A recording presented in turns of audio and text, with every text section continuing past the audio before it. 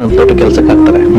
So ತೋಟದಲ್ಲಿ ಕೆಲಸ ಮಾಡ್ತಾ ಮಾಡ್ತಾ 3-4 ವರ್ಷ ನಾನು ರೈತನ ಅನುಭವ ತಗೊಳ್ತೀನಿ ಸರ್. ಆಕ್ಚುಲಿ ನಿಜವಾದ ಡಿಗ್ರಿ ತಗೊಳ್ತೀನಿ ಸರ್. ಓಕೆ, ಮಣ್ಣಿನಲ್ಲಿ ದುಡಿಯೋದಿದೆಯಲ್ಲ, ಬೆವರು ಸುರಿಸಿ, ಅದು ನಿಜವಾದ ಡಿಗ್ರಿ. ಅಲ್ಲಿ ನಿಜವಾಗ್ಲೂ ನಾನು ಏನಾದ್ರು ಇಂಜಿನಿಯರ್, ನನ್ನ ತಮ್ಮ ಡಾಕ್ಟ್ರು, ನಮ್ಮನೇಲೆಲ್ಲ ಡಾಕ್ಟರ್ಸು ಇಂಜಿನಿಯರ್ಸ್, ನಮ್ಮಪ್ಪ ಒಳ್ಳೆ ಎಜುಕೇಶನ್ ಕೊಡ್ಸಿದ್ದಾರೆ. PUC ಆದ್ಮೇಲೆ ನಾನೇನಾದ್ರು ನಮ್ಮ ತಂದೆ ಕನಸಿನ ಪ್ರಕಾರ ಡಾಕ್ಟರ್ ಆಗಿದ್ರೆ ನಾನು ನಿಜವಾದ ಗ್ರಾಜುಯೇಟ್ ಆಗ್ತಿರ್ಲಿಲ್ಲ.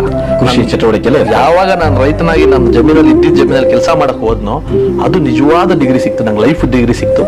ಅದಾದ ನಂತರ ನಾವೆಲ್ಲ ಹೆಂಗೆ ಅಂತಂದ್ರೆ ಸರ್, ಈ ಹಳ್ಳಿಯಿಂದ ಬಂದವರು, ಬರಡುನೆಲ್ಲ ನಮ್ದು ಸಾಗರ, ಸಮುದ್ರ, ಬ್ಯೂಟಿಫುಲ್ ಬೆಟ್ಟ, ಹಿಂಗಿರೋ ಕಡೆ ನಾವು ಹುಟ್ಟಲಿಲ್ಲ. ಕಣ್ಣು ನೋಡಿದಷ್ಟು ಬರಡು ಭೂಮಿ. 1,500 ಅಡಿ ಹೋದ್ರು ಕೂಡ ನೀರ್ ಸಿಗಲ್ಲ ಕುಡಿಯಕ್ಕೆ. 5 ಕಿಲೋಮೀಟರ್ ನೀರ್ ತರಬೇಕು. ಒಂದು ಬಿಂದಿಗೆ ನೀರ್ ತಗೊಂಡ್ಬಂದ್ರೆ ಅದರಲ್ಲೇ ಸ್ನಾನ ಮಾಡ್ಬೇಕು, ಉಳಿದಿದ್ರಲ್ಲಿ ನೀರ್ ಕುಡಿಬೇಕು. ಹಿಂಗೆಲ್ಲ ಬೆಳೆದಿರೋರು ನಾವೆಲ್ಲ. ನಮಗೆ ಭಗವಂತ ಒಣ ಬೀಜವಾಗಿ ಸ್ಟ್ರಾಂಗ್ ಆಗಿ ಬೆಳೆಸಿದ್ದಾನೆ.